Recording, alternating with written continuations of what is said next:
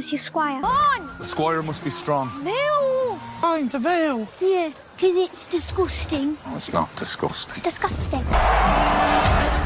Yet. I suppose Aryan and I are quite equally matched. Aryan's vain and cruel. Targaryened our lands, enslaved our people. Incestuous aliens, Duncan. Don't never lose. My armour. Aye, now. What's good, my people? We're back with another breakdown. We have to break down A Knight of the Seven Kingdoms episode 3 trailer. What an amazing trailer. You know, we really have to unpack the development of the dynamic between Egg and Ser Duncan. You know, we can really see that they're really grown together in entertainment, really. You know, it's very, very entertaining to see as they march for Ashton. They're marching to Ashton, and of course, there's so much going on. The jousting is here now, and there's a lot of questions. The Targaryens have come out, so already now you're seeing clues who Egg really is, which for Ser Duncan, he really is still confused, you know. Every time the Targaryens are here now, Egg is hiding, he's moving away, he's going away. But it's very interesting, you know, as the Targaryens come, Ser Duncan is now questioning, you know, what does he really want for himself? You know, he's questioning that a lot. He's asked around and asked a lot of people, do people know who his Sir is? Which hasn't given him a lot of hope. You know, he sees so much from, for example, the Kingsguards. Like, he asked one of the Kingsguard, like, how on earth did you come from all the way from the Crablands to be who you are? Like, he's so inspired to want to do well for himself. And definitely, he must be so inspired given the fact that he had the chance to speak to Baelor, Prince Baelor Breakspear, and having to be able to express, finally, in joy, you can see the smile of his face, how happy he was, just to express Sir Alan of Pennytree to Baelor, who could relate as he knew stories that only Ser Duncan knew. It really brought him life.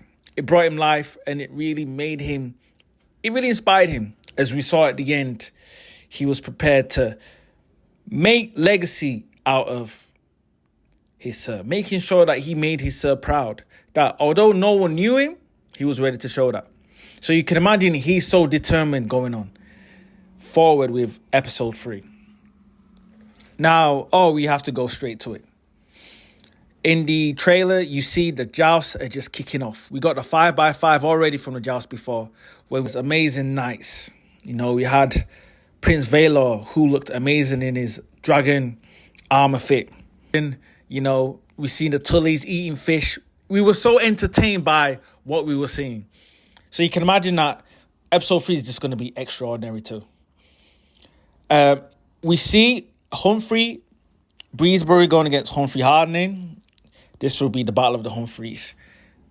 This looks like it's going to be a crazy clash, you know. And I think this really gives nerves, I'd say, to Ser Duncan. You know, he's seeing all these jousts and he's thinking, am I going to be ready? You know, he was already struggling to get armor. He's thinking, is he going to be up for the challenge? Will he be able to overcome his worries, his fears, to be able to actually get the job done? You know, well, we know it starts off with Egg. It starts off as they're making egg sarnie, looking like a bacon and egg. And funny enough, Egg is Egg here. So Ser Duncan is so optimistic. And you see the other joust battle, so it seems to be, is Aryan. And Aryan, being so obsessed with dragons, comes out in his dragon fit. Now, one thing that we're actually getting from Ser Duncan is that he speaks to Raymond Fossaway, who he befriends. And Raymond asks, like, who you want? Who you want to fight? Dunk says, I'll probably be a bit of a match to Aryan, you know? Given the fact that Aryan, although highborn, cocky, it seemed like Aryan might be his cup of tea. You know, Ser Duncan is a lot taller, you know, a lot ferocious. He's not been served with a silver spoon, so he probably looked like he probably look like Aerion might be a little kid to him, you know, in terms of size-wise. So he's feeling having a fight Aerion. So Raymond Fosterway replies and tells him, oh, no, you wouldn't want to do that. Targaryens, no, they destroy places. They invade. They're aliens. That was just amazing to see. Has been the notion of Targaryens. They're conquerors. Look at Aegon the Conqueror. You know, we hope you will get the movie for that. Aegon the Conqueror. It's really been spoken about, especially with George R.R. Martin, that we should get Game of Thrones movies. So that would be an amazing move to have. What better depiction than Aegon the Conqueror? Honestly, you will not get a better depiction to have. And I think that will be a movie for the ages. So this was something that Raymond Fosterway was really warning Ser Duncan. And while he was warning him that, it showed what will happen. It looks as though the King's Guards and a lot of these men were really out here burning what happened to be in Ashford, the puppet show that was taking place. Which brings us on to the big beef.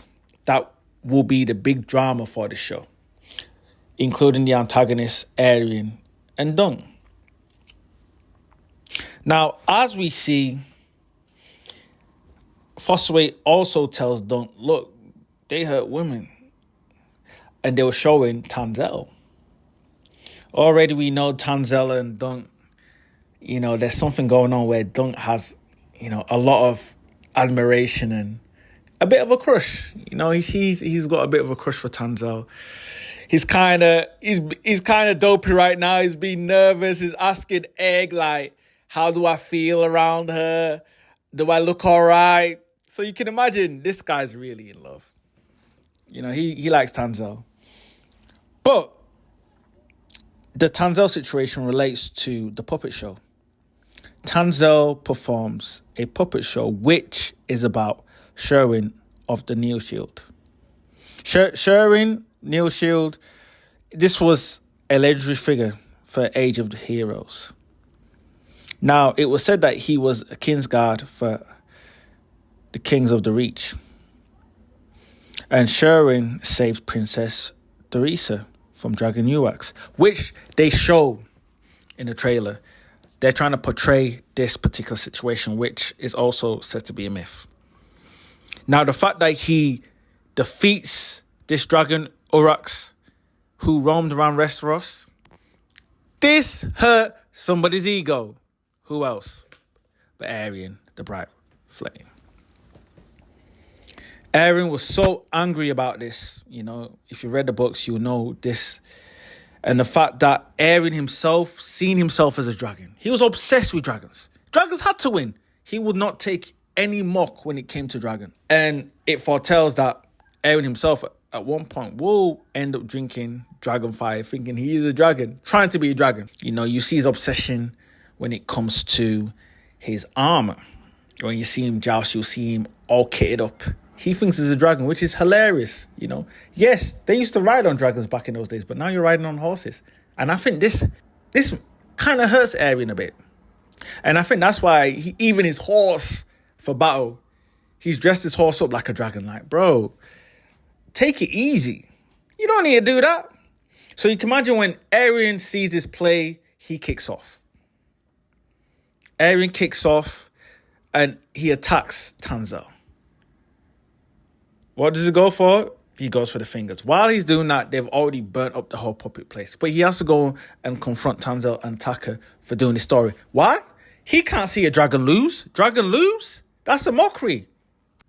This is even looked as mocking and causing heresy against the Targaryens. That's their sigil. For some, it's even deeper. It's a religion.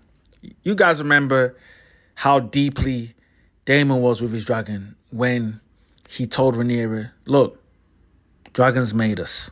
Great. Not visions. You know, so dragons is something that is really deep in Targaryen in terms of their blood. You know, blood and fire. So you can almost imagine this causes Aerion to crash out. You also then see Egg yells, help!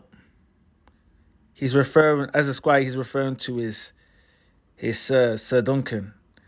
which is the biggest temptation in the show. Ser Duncan, of course, being the knight he is, beats Aerion. He can't stand this. He's like, what on earth is going on? I can't let this run. As he's beating the bricks out of Aerion, you know, he's shown to be grabbed away, which causes the big scenes.